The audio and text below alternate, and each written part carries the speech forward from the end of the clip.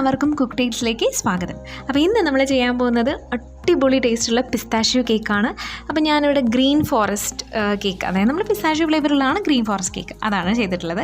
അടിപൊളി ടേസ്റ്റാണ്. അപ്പോൾ അതെങ്ങനെയാണ് തയ്യാറാക്കണം? അപ്പോൾ 1/4 കപ്പ് പിസ്ത ഞാൻ ചെറിയ ജാറിൽ, മിക്സിയിൽ ചെറിയ ജാറിലൊന്നും പൊടിച്ചെടുത്തിട്ടുണ്ട്. ഒരുപാട് പൊടിക്കേണ്ട ആവശ്യമില്ല, ജസ്റ്റ് ഒന്ന് കറക്കിയെടുത്താൽ മതി. ഇനി ഒരു 1/2 കപ്പ് മൈദ ഞാൻ അരിപ്പയിലേക്ക് ഇട്ട് കൊടുക്കുകയാണ്.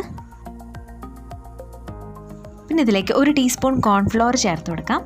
പിന്നെ വേണ്ടത് 1 ടീസ്പൂൺ പാൽപ്പൊടിയാണ്. അത് ഓപ്ഷണലാണ്, ചേർക്കണം നിർബന്ധമൊന്നുമില്ല, കേക്കിന് നല്ലൊരു ടേസ്റ്റ് കിട്ടാൻ വേണ്ടിയിട്ട് മാത്രമാണ്. പിന്നെ ഒരു 1/2 ടീസ്പൂൺ ബേക്കിംഗ് പൗഡർ ചേർത്ത് കൊടുത്തിട്ട് പിന്നെ ഒരു 1/4 ടീസ്പൂൺ ബേക്കിംഗ് സോഡ കൂടെ ചേർക്കാം. പിന്നെ നമ്മൾ എല്ലാ കേക്കിലും ചെയ്യുന്ന പോലെ ഒരു നുള്ള് ഉപ്പ് കൂടെ ചേർക്കാം. എന്നിട്ട് ഒരു 3 തവണ അരച്ചെടുക്കാം. 1 കിലോൻ്റെ കേക്കാണ് ഉണ്ടാക്കുന്നതെങ്കിൽ ഈ ഒരു ക്വാണ്ടിറ്റി എല്ലാം ഡബിളാക്കി എടുക്കുക. അരച്ചെടുക്കാനായിട്ട് മോളും കൂടിയിട്ടുണ്ട് കേട്ടോ. ഇനി നമുക്ക് നന്നായിട്ടൊന്ന് വിസ്ക് വെച്ചിട്ടൊന്ന് മിക്സ് ചെയ്ത് കൊടുക്കാം.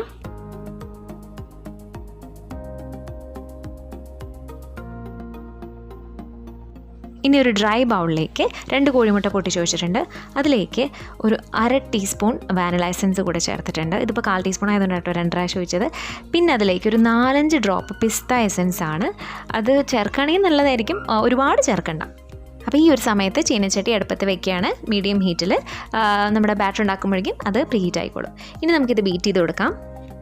നല്ല പിസ്താഷ്യോ എസൻസ് ആണെങ്കിൽ, അതായത് ഒരുപാട് സിന്തറ്റിക് ടേസ്റ്റ് മുന്നോട്ട് നിൽക്കാത്തതാണെങ്കിൽ ഒരു 1/2 ടീസ്പൂണൊക്കെ ചേർത്ത് കൊടുക്കാം. അപ്പോൾ വാനില എസൻസ് ചേർക്കണം എന്നൊന്നുമില്ല കേട്ടോ. പക്ഷേ ഇതിപ്പോൾ നല്ല സിന്തറ്റിക് ടേസ്റ്റ്, അതായത് സിന്തറ്റിക് ടേസ്റ്റ് എന്ന് പറയുന്നത് നിങ്ങൾക്ക് മനസ്സിലായെന്ന് തോന്നുന്നുണ്ട്. അപ്പോൾ അതുകൊണ്ടാണ് ഞാൻ കുറച്ച് ചേർത്തത്. ഇനി ഇതിലേക്ക് 1/2 കപ്പ് പഞ്ചസാര പൊടിച്ച പഞ്ചസാരയുടെ അളവാണ് 1/2 കപ്പ്. അത് കുറച്ചായിട്ട് ചേർത്തിട്ട് നമുക്ക് മുട്ട അത്യാവശ്യം നന്നായിട്ട് ബീറ്റ് ചെയ്തെടുക്കാം. അപ്പോൾ ഇതാ മുട്ട നന്നായി ബീറ്റ് ആയിട്ടുണ്ട്. ഇതിലേക്ക് ഡ്രൈ ഇൻഗ്രീഡിയൻസ് കുറച്ചായിട്ട് ചേർത്തിട്ട് കട്ട് ആൻഡ് ഫോൾഡ് മെത്തേഡിൽ മിക്സ് ചെയ്തെടുക്കാം. ശരിക്കും ഈ പിസ്താഷ്യോ കേക്ക് അല്ലെങ്കിൽ പിസ്ത കേക്ക് എന്ന് പറഞ്ഞാൽ നല്ല ടേസ്റ്റുള്ളൊരു കേക്കാണ്. എനിക്ക് പേഴ്സണലി ഭയങ്കര ഇഷ്ടമാണ് കേട്ടോ. അപ്പോൾ ഇത് അത്യാവശ്യം നന്നായിട്ട് മിക്സ് ആക്കിയതിന് ശേഷം ഇതിലേക്ക് നമുക്ക് ഓയിൽ ചേർത്ത് കൊടുക്കണം. Sunflower oil. ഞാൻ 1 ടേബിൾ സ്പൂൺ ഓയിലാണ് ചേർത്ത് കൊടുക്കുന്നത്. വേണമെങ്കിൽ ഇതിൻ്റെ കൂട്ടത്തിൽ 2 ടേബിൾ സ്പൂൺ പാല് ചേർത്ത് കൊടുക്കാം കേട്ടോ. ഇനി ഇതിലേക്ക് നമ്മൾ നേരത്തെ പൊടിച്ച് വെച്ചിട്ടുള്ള പിസ്ത ചേർത്ത് കൊടുക്കാം. 1 ടേബിൾ സ്പൂണോളം ചേർത്ത് കൊടുക്കാം.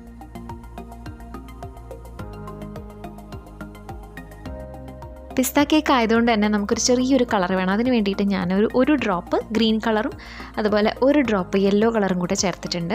എന്നിട്ടൊരു ലൈറ്റ്, എന്താ പറയുക, പിസ്തയുടെ കളർ ഉണ്ടല്ലോ, ലൈറ്റായിട്ടുള്ളൊരു കളർ കിട്ടാൻ വേണ്ടിയിട്ടാണ് കേട്ടോ.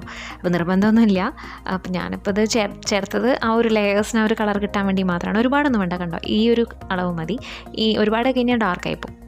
ഇനി ഇതിലേക്ക് ഒരു 1/4 ടീസ്പൂണോളം വിനീഗർ ചേർത്ത് കൊടുക്കാം. അപ്പോൾ പെട്ടെന്ന് നമ്മുടെ കേക്ക് പൊന്തി വരും കേട്ടോ. എന്നിട്ട് നന്നായിട്ടൊന്ന് മിക്സ് ചെയ്തിട്ട് നമുക്ക് നമ്മുടെ ടിന്നിലേക്ക് ഒഴിച്ചു കൊടുക്കാം. ഇതൊരു 6 ഇഞ്ചിൻ്റെ കേക്ക് ടിന്നാണ്. നന്നായിട്ട് ടാപ്പ് ചെയ്തിട്ട് നമുക്ക് നമ്മുടെ പ്രീ ഹീറ്റ് ചെയ്ത ചീനച്ചട്ടി ഏകദേശം അടിയൊക്കെ കരിഞ്ഞു പോയി. എന്നിട്ട് ഇതിലേക്ക് നമുക്ക് വെച്ചിട്ട് നമുക്ക് ബേക്ക് ചെയ്തെടുക്കാം. ഇനി ഇത് ലോ ഫ്ലെയിമിൽ 15 മിനിറ്റ് ബേക്ക് ചെയ്യാം. അപ്പോൾ ഇതാ 15 മിനിറ്റ് കഴിഞ്ഞിട്ട് നമ്മുടെ കേക്ക് റെഡി ആയിട്ടുണ്ട്. കറക്റ്റായിട്ട് 15 മിനിറ്റ് എടുത്തത്, ചിലപ്പോൾ 16-17 ഒക്കെ ആവും കേട്ടോ. അപ്പോൾ അത് നന്നായിട്ട് വെന്തിട്ടുണ്ട്. ഇനി നമുക്കിതൊന്ന് ചൂടാറാനായിട്ട് മാറ്റി വയ്ക്കാം. കണ്ടോ, നല്ല സോഫ്റ്റാണ്. ഇത് 1/2 കിലോ കേക്ക്, അതായത് ക്രീം ചെയ്തിട്ടുള്ള 1/2 കിലോ കേക്കിൻ്റെ അളവുള്ള ഒരു സ്പോഞ്ചാണ് കേട്ടോ. അപ്പോൾ നിങ്ങൾക്ക് 1 കിലോ വേണമെങ്കിൽ ഡബിൾ ചെയ്താൽ മതി, എല്ലാ ക്വാണ്ടിറ്റിയും ഡബിൾ ചെയ്യുക. ഇനി ഞാൻ പിസ്ത ഫ്ലേവേർഡ് ചോക്ലേറ്റ് ആണ് ഇവിടെ എടുത്തിട്ടുള്ളത്. അപ്പോൾ ഇത് പുറത്തുനിന്ന് നമുക്ക് ബേക്കറി ഐറ്റംസ് ഒക്കെ മേടിക്കുന്ന, അതായത് ബേക്കിംഗ് ഐറ്റംസ് ഒക്കെ മേടിക്കുന്ന കടയിൽ നിന്ന് കിട്ടും കേട്ടോ. അപ്പോൾ ഇത് നന്നായിട്ട് ചൂടാറിയിട്ടുണ്ട്. ഇതേപോലെ ഞാനൊരു 1/4 കപ്പ് മൈദയുടെ അളവ്, അതായത് 3 മുട്ടയും 1/4 കപ്പ് മൈദയുടെ അളവിൽ ഒരു സ്പോഞ്ച് കൂടെ ചെയ്തിട്ടുണ്ട്. ഇത് ഞാൻ ഓവനിലാണ് ചെയ്തത്, അതാണ് ആ മുകൾ ഭാഗമൊക്കെ നല്ല ബ്രൗൺ ആയിട്ടിരിക്കുന്നത്. അപ്പോൾ ഇതാകെ മൊത്തം 1.25 കിലോ വെയിറ്റുള്ള കേക്കാണ് കേട്ടോ. അപ്പോൾ ഇത് ഞാൻ 5 ലെയറായിട്ട് മുറിച്ചിട്ടുണ്ട്. അപ്പോൾ ആദ്യത്തെ നമ്മൾ ചെറുത് 2 ലെയറും ബാക്കി രണ്ടാമതുണ്ടാക്കിയ സ്പോഞ്ച് 3 ലെയറായിട്ട് മുറിച്ചെടുത്തിട്ടുണ്ട്.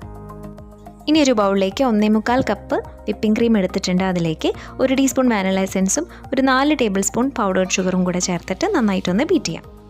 ക്രീമിൻ്റെ മധുരത്തിനനുസരിച്ച് മാത്രം പഞ്ചസാര പൊടി ചേർക്കാം കേട്ടോ.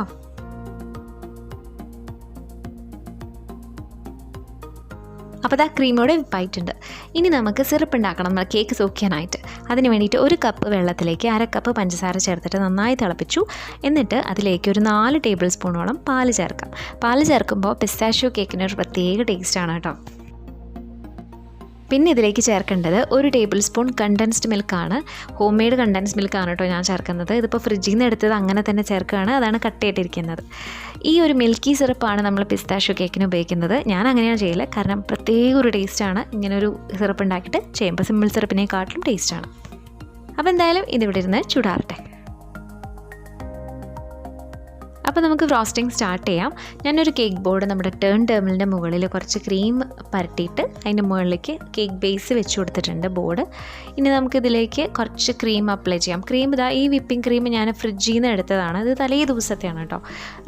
തലേ ദിവസത്തെ ക്രീം നമ്മൾ ഫ്രിഡ്ജിൽ വെച്ച് കഴിഞ്ഞാൽ അങ്ങനെ ചെറുതായിട്ട് ഇങ്ങനെ ഹോൾസ് അല്ലെങ്കിൽ എയർ ബബിൾ കയറിയ പോലെ തോന്നും, ഭയങ്കരമായിട്ട് എന്തോ പിരിഞ്ഞ പോലെയൊക്കെ തോന്നും. അങ്ങനെ അത് നമുക്കിതുപോലെ നന്നായിട്ടൊന്ന് സ്പൂൺ വെച്ചിട്ട് തന്നെ നന്നായിട്ടൊന്ന് കൈവച്ച് ബീറ്റ് ചെയ്ത് കഴിഞ്ഞാൽ നല്ല സോഫ്റ്റ് ആൻഡ് സ്മൂത്ത് ക്രീമായിട്ട് നമുക്ക് കിട്ടും.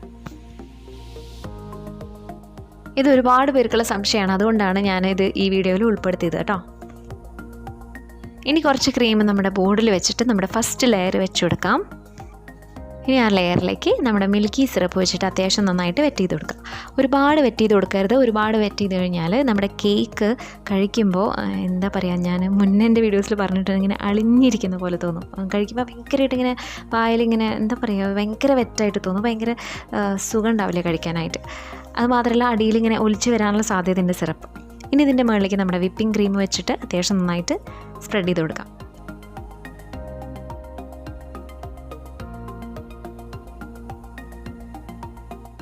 അപ്പോൾ ഫസ്റ്റ് ലെയറിൽ ഞാനിതാ നമ്മുടെ പിസ്താഷ്യോ ഫ്ലേവേർഡ് ചോക്ലേറ്റ് ആണ് കേട്ടോ സ്പ്രെഡ് ചെയ്ത് കൊടുക്കുന്നത്. അപ്പോൾ ഞാൻ നേരത്തെ കാണിച്ചതാണ്, മോർഡേ എന്ന ബ്രാൻഡാണ്. അത് അത്യാവശ്യം നന്നായിട്ട് സ്പ്രെഡ് ചെയ്തിട്ട് അതിലേക്ക് നമ്മുടെ പിസ്ത ക്രഷ് ചെയ്ത് വെച്ചത് ഇട്ട് കൊടുക്കാം. ഇനി അടുത്ത ലെയർ വെച്ച് കൊടുക്കുക.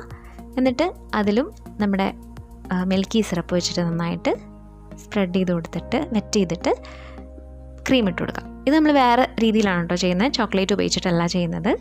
അപ്പോൾ ഇതിന് വേണ്ടിയിട്ട് ഞാൻ പിസ്തയുടെ ക്രഷാണ് എടുത്തിട്ടുള്ളത്. ഇത് ഞാൻ ഓൺലൈനിൽ നിന്ന് മേടിച്ചതാണ്. മാലാസിൻ്റെ പിസ്ത ക്രഷാണ്, നല്ലൊരു ക്രഷാണ്. ഇതൊരു 1.5 ടേബിൾ സ്പൂൺ ഒഴിച്ച് കൊടുത്തിട്ട് സ്പൂൺ വെച്ചിട്ട് തന്നെ നന്നായിട്ടൊന്ന് സ്പ്രെഡ് ചെയ്ത് കൊടുക്കാം.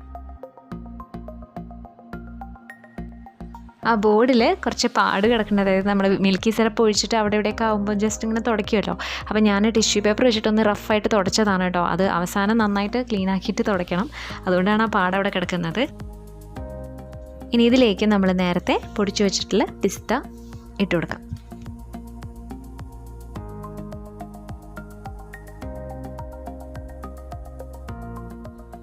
ഇനി അടുത്ത ലെയർ വെച്ച് കൊടുക്കാം. എന്നിട്ട് അതിൻ്റെ പുറത്തേക്ക് നമ്മുടെ മിൽക്കി സിറപ്പ് വെച്ചിട്ട് നന്നായിട്ട് വെറ്റ് ചെയ്ത് കൊടുക്കുക. അതിനുശേഷം ക്രീം ഇട്ടിട്ട് നമ്മൾ ആദ്യം ചെയ്ത പോലെ തന്നെ പിസ്ത ഫ്ലേവേർഡ് ചോക്ലേറ്റ് ഗ്രേറ്റ് ചെയ്തത് ഇട്ട് കൊടുക്കാം. ഈ ഒരു ലെയറിൽ ഞാൻ പിസ്ത ക്രഷ് ചെയ്ത പൗഡർ ഇട്ട് കൊടുക്കണില്ല കേട്ടോ. ഈ പിസ്ത ഫ്ലേവേർഡ് ചോക്ലേറ്റ് ഇല്ല എങ്കിൽ വൈറ്റ് ചോക്ലേറ്റ് ഗ്രേറ്റ് ചെയ്തായാലും മതി കേട്ടോ. ഇനി വൈറ്റ് ചോക്ലേറ്റ് ഒരു പിസ്ത ഫ്ലേവർ കൊടുക്കണമെന്നുള്ളവർ വൈറ്റ് ചോക്ലേറ്റ് മെൽറ്റ് ചെയ്യുക. അതിനുശേഷം അതിലേക്ക് 1-2 ഡ്രോപ്പ് പിസ്ത എസൻസ് ഇട്ട് കൊടുക്കാം. വേണമെങ്കിൽ കളർ ചേർത്ത് കൊടുക്കാം, കളർ വേണമെന്നില്ല, ഉള്ളിലല്ലേ നമ്മൾ ഇടുന്നത്, അപ്പോൾ അതിൻ്റെ ആവശ്യമില്ല. ഇനി അടുത്ത ലെയർ വെച്ച് കൊടുത്തിട്ട് സെയിം പ്രോസസ്സ് തന്നെ ചെയ്യുക. ക്രീം ഇട്ടതിന് ശേഷം അതിൻ്റെ പുറത്തേക്ക് 1.5 ടേബിൾ സ്പൂൺ ക്രഷ് ഒഴിച്ചു കൊടുത്തിട്ട് നമ്മൾ നേരത്തെ ചെയ്തല്ലോ, സെക്കൻഡ് ലെയർ ചെയ്ത പോലെ തന്നെ കുറച്ച് പിസ്ത ക്രഷ് ചെയ്ത് ഇട്ട് കൊടുക്കാം. അപ്പോൾ ഇതാ ഫൈനൽ ലെയർ വെച്ചിട്ടുണ്ട്, 5ാമത്തെ ലെയർ. എന്നിട്ട് അതിൻ്റെ പുറത്ത് സിറപ്പ് ഒഴിച്ചിട്ട് ഒന്ന് ക്രീം കോട്ട് ചെയ്യാണ്. ഞാൻ ആ സൈഡിലത്തെ ക്രീം ഒന്ന് സ്പ്രെഡ് ചെയ്ത് കൊടുത്തു എന്ന് മാത്രമേ ഉള്ളൂ കേട്ടോ. അപ്പോൾ ക്രീം കോട്ട് എളുപ്പമുണ്ട്. എന്നിട്ട് നന്നായിട്ടൊന്ന് തിന്നായിട്ടൊരു ക്രീം കോട്ട് കൊടുത്തിട്ട് നമുക്ക് ഫ്രിഡ്ജിൽ ഒരു 1/2 മണിക്കൂർ സെറ്റ് ചെയ്യാനായിട്ട് വെക്കാം. ഫ്രീസറിൽ വെക്കണമെന്നില്ല കേട്ടോ.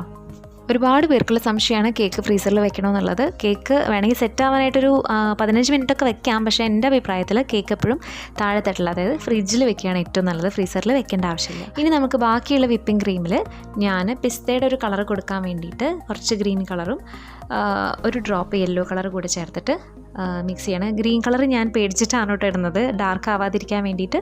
ടൂത്ത് പിക്ക് വെച്ചിട്ട് ഇങ്ങനെ കുറച്ചായിട്ട് ഇങ്ങനെ എടുക്കുകയാണ്. അപ്പോൾ 2-3 പ്രാവശ്യമായിട്ട് എടുക്കേണ്ടി വന്നു. അപ്പോൾ ഏകദേശം ഒരു ഡ്രോപ്പും വേണമെങ്കിൽ ചേർത്താൽ മതിയാവുമായിരിക്കും.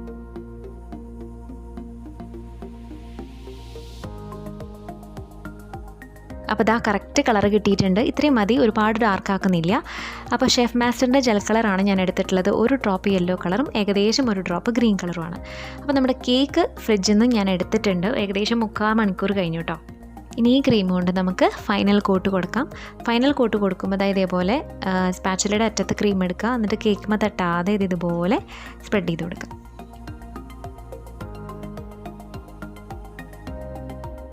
ഇങ്ങനെ ചെയ്യുമ്പോൾ ഫിനിഷിംഗ് ഒന്നും കിട്ടുന്നില്ല എന്നുള്ളവർക്ക് പൈപ്പിംഗ് ബാഗ് വെച്ചിട്ട് ചെയ്യാം കേട്ടോ. അത് ചെയ്യുമ്പോൾ കറക്റ്റായിട്ട് നല്ല ഫിനിഷിങ്ങിൽ ചെയ്തെടുക്കാൻ പറ്റും. ഇനി കേക്കിൻ്റെ മുകൾ ഭാഗത്ത് കൂടെ ക്രീം ഇട്ടിട്ട് സ്പ്രെഡ് ചെയ്ത് കൊടുക്കാം.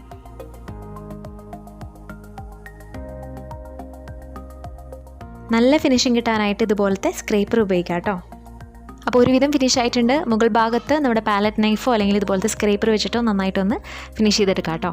അത് പറ്റാത്തവർക്ക് ഇതേപോലെ ഓയിൽ ബ്രഷ് എടുത്തിട്ട് ഒന്ന് റൊട്ടേറ്റ് ചെയ്ത് കൊടുക്കാം. അപ്പോൾ നല്ലൊരു ഡിസൈൻ കിട്ടും.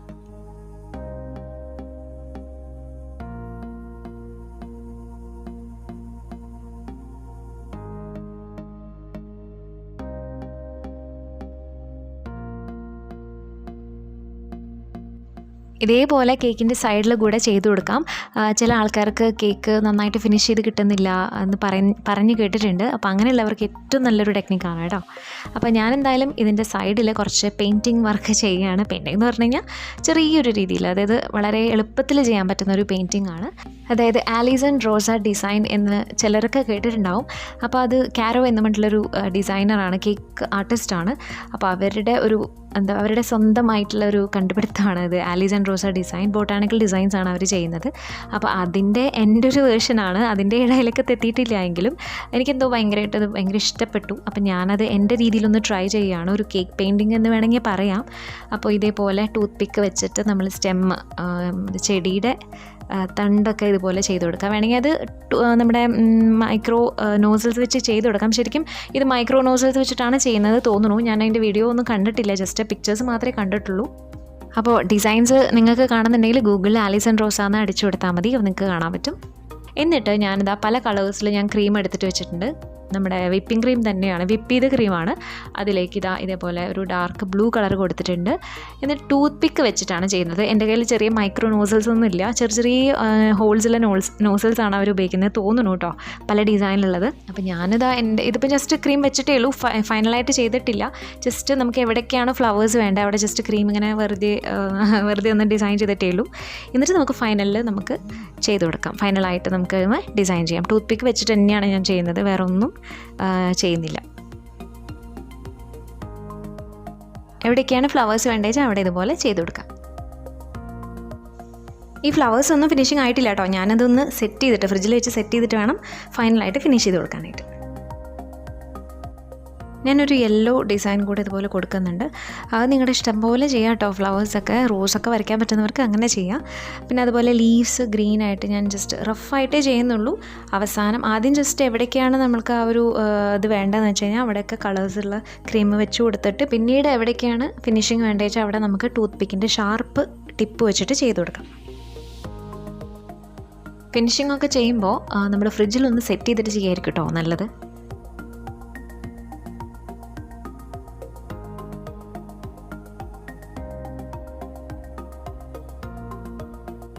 ഇതിപ്പോൾ ഞാൻ റോസൊന്നും അല്ല കേട്ടോ, ചെറിയൊരു ലില്ലി പോലത്തെ ഒരു ഫ്ലവറാണ് ഉദ്ദേശിച്ചത്. പക്ഷേ എന്താ പറയുക, ഇതിപ്പോൾ പുറത്ത് കൊടുക്കാനൊന്നുമല്ല, ഇതിപ്പോൾ ഞാൻ വീട്ടിൽ കട്ട് ചെയ്യാൻ വേണ്ടിയിട്ട് തന്നെയാണ്, ഞാനിപ്പോൾ വീഡിയോ ചെയ്യാൻ വേണ്ടിയിട്ട് ചെയ്തു എന്ന് മാത്രം.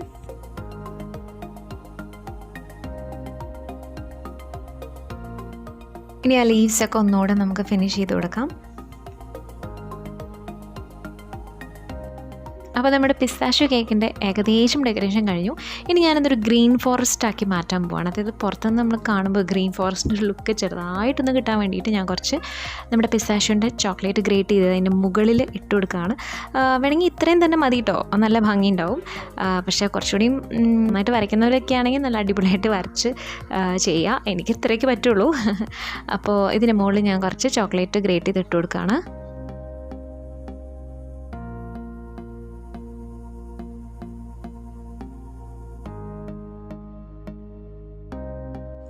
അപ്പോൾ നമ്മുടെ പിസ്താഷ്യോ കേക്ക് ഇവിടെ റെഡി ആയിട്ടുണ്ട്. അപ്പോൾ ഞാനതെന്തായാലും ഒരു 8 മണിക്കൂർ ഫ്രിഡ്ജിൽ വെച്ചതിന് ശേഷം കട്ട് ചെയ്ത് കാണിച്ചു തരാം. അതിനു മുമ്പ് കേക്കിൻ്റെ വെയിറ്റ് കണ്ടോളൂ, 1399 ഗ്രാമാണ്. പിന്നെ ആ ബോർഡിൻ്റെ വെയിറ്റ് 117 ഗ്രാമാണ്. ഇതിപ്പോൾ പിറ്റേ ദിവസമാണ്. അപ്പോൾ നമ്മുടെ കേക്ക് എങ്ങനെയുണ്ട് നമുക്കൊന്ന് കട്ട് ചെയ്ത് നോക്കിയാലോ, ടേസ്റ്റ് ചെയ്ത് നോക്കണമല്ലോ. അപ്പോൾ നമുക്ക് കട്ട് ചെയ്ത് നോക്കാം. അപ്പോൾ ആലീസ് ആൻഡ് റോസ ഡിസൈൻസൊക്കെ ചെയ്യുന്നവർ എന്നോട് പൊറുക്കുക, അതിൻ്റെ ഇലക്കത്ത് വന്നിട്ടില്ല എന്നെനിക്കറിയാം, എന്നാലും ഒരു ട്രൈ ആണ്. കണ്ടല്ലോ ലേയേഴ്സ് എല്ലാം. അപ്പോൾ ടേസ്റ്റിൻ്റെ കാര്യം പറയുകയാണെങ്കിൽ അക്രമ ടേസ്റ്റാണ്, നല്ല ടേസ്റ്റാണ്. എനിക്ക് വേറെ ഒന്നും പറയാനില്ല. കിടു ടേസ്റ്റാണ്. അപ്പോൾ എല്ലാവരും ഒന്ന് ട്രൈ ചെയ്ത് നോക്കുക. കാരണം ട്രൈ ചെയ്യുന്ന വേണം, എന്നാൽ മാത്രമേ എൻ്റെ ടേസ്റ്റ് അറിയുള്ളൂ. അപ്പോൾ തീർച്ചയായിട്ടും ട്രൈ ചെയ്യുക. ട്രൈ ചെയ്തിട്ട് എനിക്ക് ഫീഡ്ബാക്ക് തരണം, മറക്കരുത്. പിന്നെ ചാനൽ സബ്സ്ക്രൈബ് ചെയ്യാത്തിട്ടുണ്ടെങ്കിൽ ചെയ്യണം. ഈ വീഡിയോ ഇഷ്ടമായിട്ടുണ്ടെങ്കിൽ ലൈക്ക് ചെയ്യാനും ഷെയർ ചെയ്യാനും മറക്കരുത്. അപ്പോൾ ഇനി മറ്റൊരു വീഡിയോ ആയിട്ട് വരാം. അതുവരേക്കും Tata. Thank you for watching.